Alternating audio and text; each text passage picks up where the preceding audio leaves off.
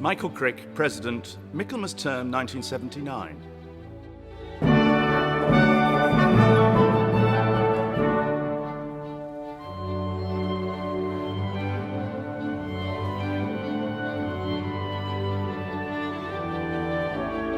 This is the famous Oxford Union, the Oxford Union Society as it's properly called.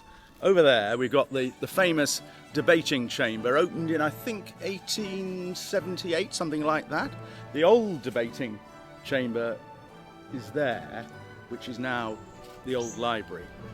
And next to it you can see the President's office, which I occupied for about 6 months in the Michaelmas 1979. I think it is the best office I've ever had, at the age of, 21? I must have been insufferable in those days. I was so ambitious, so pushy, and people must have known it. And it's amazing that anybody ever voted for me for anything. But it was a combination, I think, of luck, a lot of luck, and also the fact that being, first of all, in journalism, and I became editor of Cherwell in my 4th term, and I was part of a sort of faction on Cherwell that ran the paper for several years, and steadily working my way up within the union, but not a sort of dynamic success in the way that some presidential careers go. But I think the journalism side of it helped. Now, I was, I think, probably the only president, certainly at that time, to actually have lived on the premises. I was president after doing my finals. I had 6 months with no real income, and I had nowhere to stay. So the then steward, Walter Perry, suggested that I ought to stay in his house. He, as the steward of the society, had this part of the building on the edge next to St. Michael's Street. And I lived in the attic on the top floor. I only just slept there, and he provided me with breakfast in the morning. He provided me with all of this at no rent, which, actually, on reflection, I should have paid him a rent. Being president in those days, was very different from now. I mean, you were in charge. You decided what the debate motions were. You might ask your friends for advice, but you didn't have to. You decided who you were going to invite to speak. Again, you might have asked people for advice, but you didn't have it. It was all down to you, what the motions were, who you invited to speak. And so I spent the whole of that summer mostly writing letters. This was just after the election of Margaret Thatcher as Prime Minister in May 1979. And I thought, well, members of the ex-Labour government aren't going to have much to do. Why don't I invite a lot of them to come and speak in debates? After all, I was a Labour Party member. I was one of the few Labour people who held office in the Union around that time.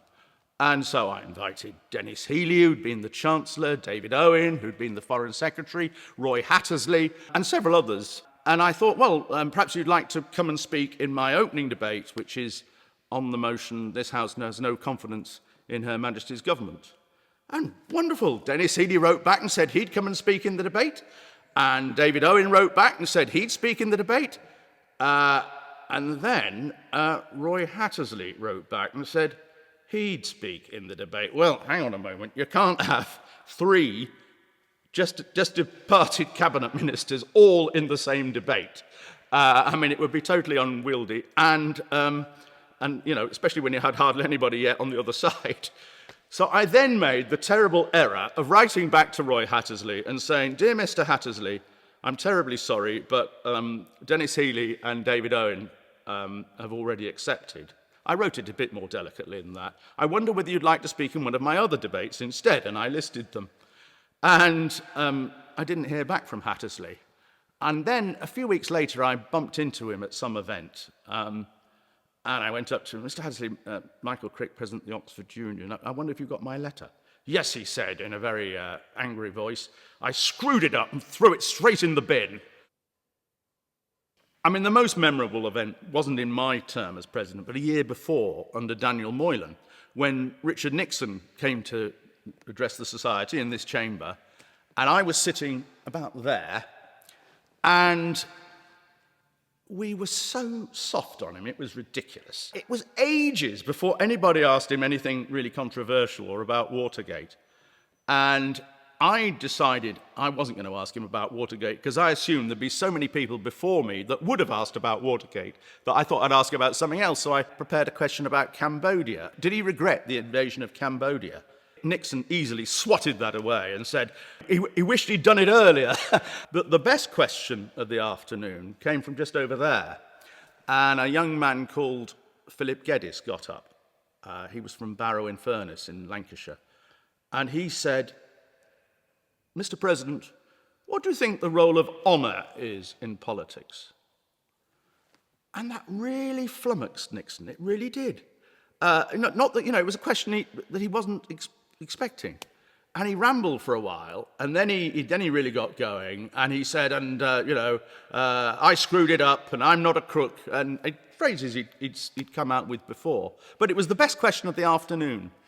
And it taught me that, from later life as a journalist, that think of a question that they're not expecting.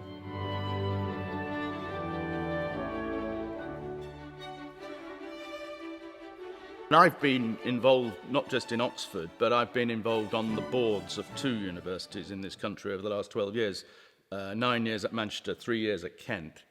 And there is an atmosphere, I think, in our universities where certain people are frightened to express their views. In a free society, people should be free to say what they think, and I will do all I can to defend that. I mean, the great thing about the union is that when it's working well, you have a whole load of people on that side who say one thing and a whole load of people on that side who say the opposite.